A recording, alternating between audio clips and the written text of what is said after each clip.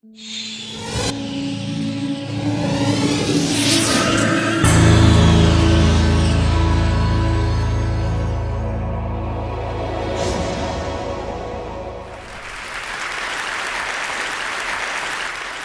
I got my current job, I was given a good piece of advice, which was to interview 3 politicians every day. And from that much contact with politicians, I can tell you they're all emotional freaks of one sort or another. They have what I call logorrhea dementia, which is they talk so much they drive themselves insane. But what they do have is incredible social skills. When you meet them, they lock into you, they look you in the eye, they invade your personal space, they massage the back of your head. I had dinner with a Republican senator several months ago who kept his hand on my inner thigh throughout the whole meal, squeezing it. This was years ago, I saw Ted Kennedy and Dan Quayle meet in the well of the Senate, and they were friends, and they hugged each other, and they were laughing, and their faces were like this far apart, and they were moving and grinding and moving their arms up and down each other, and I was like, get a room, I don't want to see this. But they have those social skills. Another case, last election cycle, I was following Mitt Romney around New Hampshire, and he was campaigning with his 5 perfect sons, Bip, Chip, Rip, Sip, Lip, and Dip. And he's going into a diner, and he goes to the diner, introduces himself to a family, and says, what village are you from in New Hampshire? And then he described the home he owned in their village. And then he goes around the room, and then as he's leaving the diner, he first names almost everybody he's just met. I was like, okay, that's social skill. But the paradox is when a lot of these people slip into the policy-making mode, that social awareness vanishes and they start talking about like accountants. So in the course of my career, I've covered a series of failures. We sent economists in the Soviet Union with privatization plans when it broke up, and what they really lacked was social trust. We invaded Iraq with a military oblivious to the cultural and psychological realities. We had a financial regulatory regime based on the assumptions that traders were rational creatures who wouldn't do anything stupid.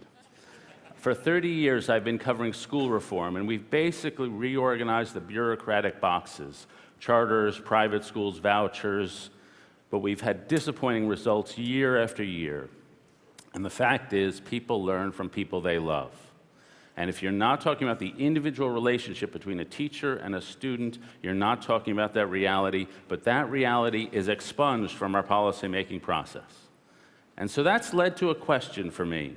Why are the most socially attuned people on earth completely dehumanized when they think about policy? And I came to the conclusion this is a symptom of a larger problem. That for centuries we've inherited a view of human nature based on the notion that we're divided selves, that reason is separated from the emotions, and that society progresses to the extent that reason can suppress the passions. And it's led to a view of human nature that we're rational individuals who respond in straightforward ways to incentives. And it's led to ways of seeing the world where people try to use the assumptions of physics to measure how human behavior is. And it's produced a great amputation, a shallow view of human nature. We're really good at talking about material things, but we're really bad at talking about emotions. We're really good at talking about skills and safety and health.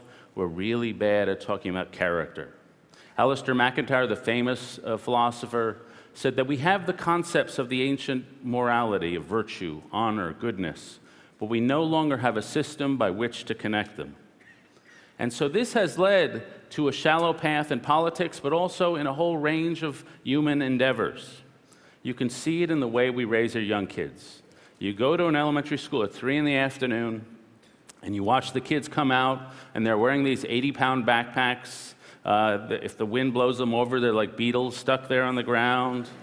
You see these cars that drive up. Usually it's Saabs and Audis and Volvos, because in certain neighborhoods it's socially acceptable to have a luxury car so long as it comes from a country hostile to U.S. foreign policy, that's fine. They get picked up by these creatures I've called Uber moms, who are highly successful career women who've taken time off to make sure all their kids get into Harvard. And you can usually tell the Uber moms because they actually weigh less than their own children. Sort of at the moment of conception, they're doing little butt exercises. Babies plop out, they're flashing Mandarin flashcards at the things, driving them home, and they want them to be enlightened, so they take them to Ben & Jerry's, ice cream company with its own foreign policy. In one of my books, I joke that Ben & Jerry's should make a pacifist toothpaste, doesn't kill germs, just ask them to leave. That would be a big seller. And then they go to Whole Foods to get their baby formula, and Whole Foods is one of those progressive grocery stores where all the cashiers look like they're on loan from Amnesty International. We buy these seaweed-based snacks there called Veggie Booty with kale, which is their kids who come home and say, Mom, I want a snack that'll help prevent colon rectal cancer. And so the kids are raised in a certain way, jumping through achievement hoops of the things we can measure. SAT prep, oboe, soccer practice, they get into competitive colleges, they get good jobs, and sometimes they make a success of themselves in a superficial manner. And they make a ton of money, and sometimes you can see them at vacation places like Jackson Hole or Aspen, and they've become elegant and slender. They don't really have thighs. They just have one elegant calf on top of another. They have kids of their own, and they've sort of achieved a genetic miracle by marrying beautiful people, so their grandmoms look like Gertrude Stein, their daughters look like Halle Berry. I don't know how they've done that. They get there and they realize that it's fashionable now to have dogs a third as tall as your ceiling heights. So they've got these furry, 160-pound dogs, look like velociraptors, all named after Jane Austen characters. And then when they get old, they haven't really developed a philosophy of life, but they've decided I've been successful at everything, I'm just not going to die. And so they hire personal trainers, they're popping Cialis like breath mints. You see them on the mountains up there, they're cross-country skiing up the mountain with these grim expressions that make Dick Cheney look like Jerry Lewis. And sort of as they whiz by you, it's like being passed by a little iron raisinette going up the hill.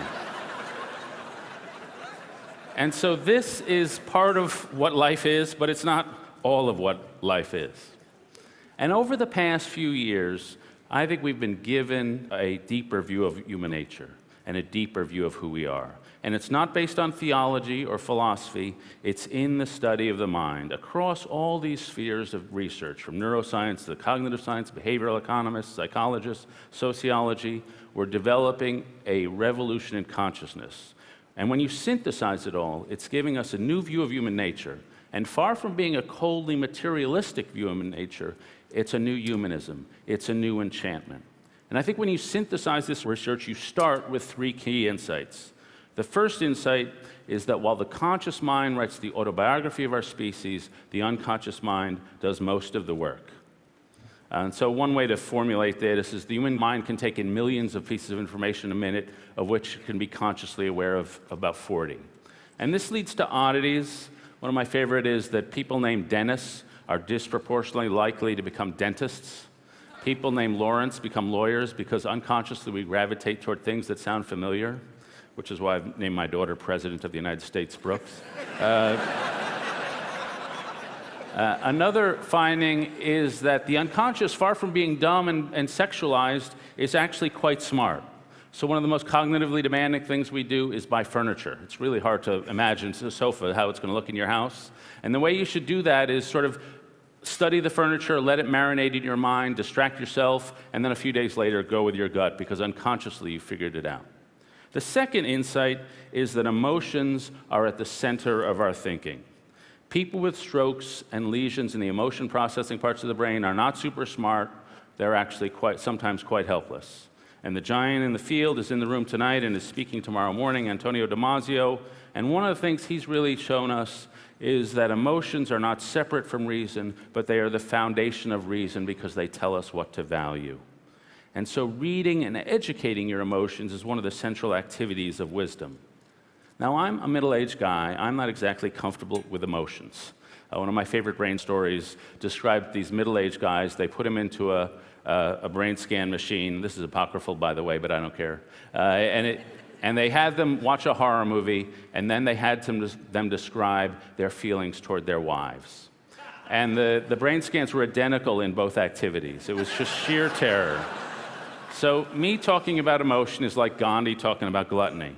But it is the central organizing process of the way we think. It tells us what to imprint. A brain is the record of the feelings of a life. And the third insight is that we're not primarily self-contained individuals. We're social animals, not rational animals. We emerge out of relationships, and we are deeply interpenetrated one with another. And so when we see another person, we reenact on our own minds what we see in their minds. When we watch a car chase in a movie, it's almost as if we are subtly having a car chase. When we watch pornography, it's a little like having sex, though probably not as good. And you see this when lovers walk down the street, when a crowd in Egypt or Tunisia gets caught up in an emotional contagion, the deep interpenetration. And this revolution in who we are gives us a different way of seeing, I think, politics, a different way, most importantly, of seeing human capital. We are now children of the French Enlightenment. We believe that reason is the highest of the faculties. But I think this research shows that the British Enlightenment or the Scottish Enlightenment with David Hume, Adam Smith, actually had a better handle on who we are. That reason is often weak, our sentiments are strong, and our sentiments are often trustworthy. And this work corrects that bias in our culture, that dehumanizing bias. It gives us a deeper sense of what it actually takes for us to thrive in this life.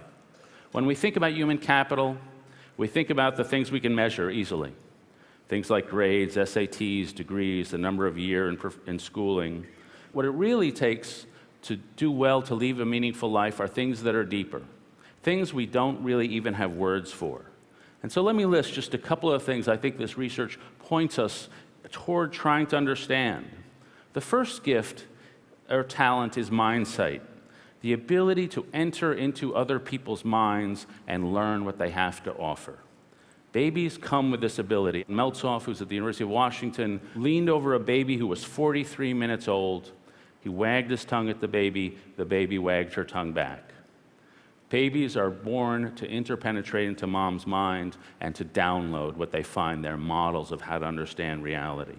In the United States, 55% of babies have a deep two-way conversation with mom, and they learn models to how to relate to other people. And those people who have models of how to relate have a huge head start in life. Scientists at the University of Minnesota did a study in which they could predict with 77% accuracy at age 18 months who was going to graduate from high school based on who had good attachment with mom.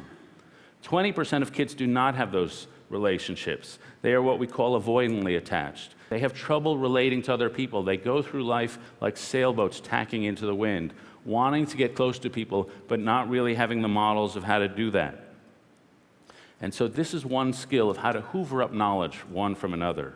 A second skill is equipoise, the ability to have the serenity to read the biases and failures in your own mind. So for example, we are overconfidence machines. 95% of our professors report that they are above average teachers. 96% of college students say they have above average social skills. Time magazine asked Americans, are you in the top 1% of earners? 19% of Americans are in the top 1% of earners. This is a gender-linked trait, by the way. Men drown at twice the rate as women because men think they can swim across that lake. But some people have the ability and awareness of their own biases, their own overconfidence. They have epistemological modesty. They are open-minded in the face of ambiguity. They are able to adjust strength of the conclusions to the strength of their evidence. They are curious, and these traits are often unrelated and uncorrelated with IQ. The third trait is metis, what we might call street smarts. It's a Greek word. It's a sensitivity to the physical environment, the ability to pick out patterns in an environment, to derive a gist. One of my colleagues at the Times did a great story about soldiers in Iraq who could look down a street and detect somehow whether there was an IED, a landmine in the street. They couldn't tell you how they did it, but they could feel cold. They felt a coldness, and they were more often right than wrong. The third is what you might call sympathy, the ability to work within groups. And that comes in tremendously handy because groups are smarter than individuals. And face-to-face groups are much smarter than groups that communicate electronically because 90% of our communication is nonverbal. And the effectiveness of a group is not determined by the IQ of the group. It's determined by how well they communicate, how often they take turns in conversations. Then you could talk about a trait like blending.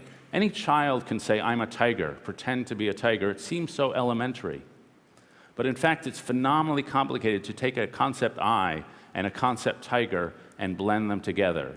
But this is the source of innovation. What Picasso did, for example, was take the concept Western art and the concept African masks and blend them together. Not only the geometry, but the moral systems entailed in them.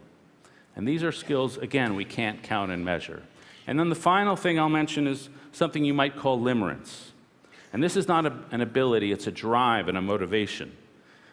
The conscious mind hungers for success and prestige. The unconscious mind hungers for those moments of transcendence when the skull line disappears and we are lost in a challenge or a task, when a craftsman feels lost in his craft, when a naturalist feels at one with nature, when a believer feels at one with God's love. That is what the unconscious mind hungers for. And many of us feel it in love when lovers feel fused.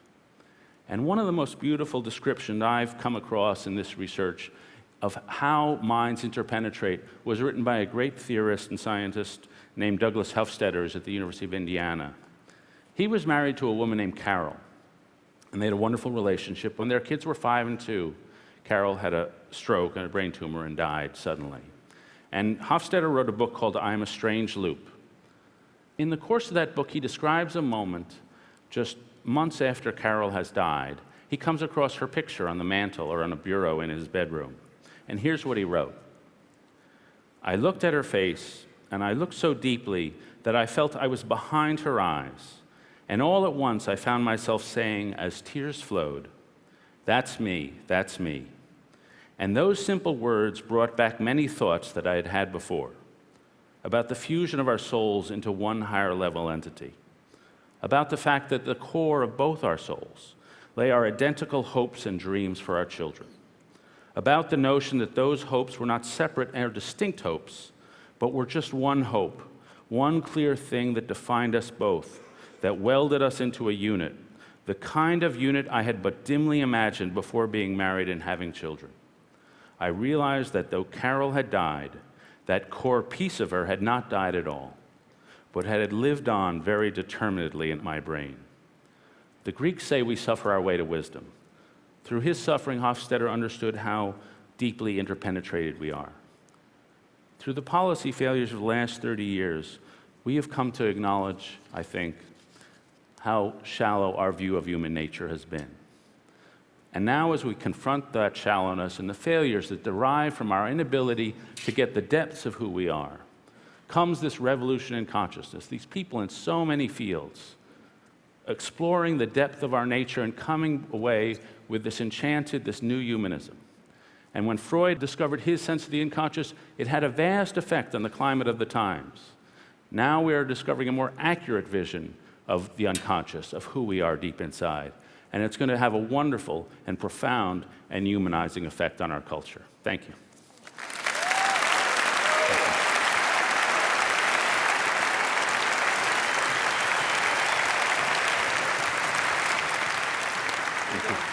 Go and take it. Okay.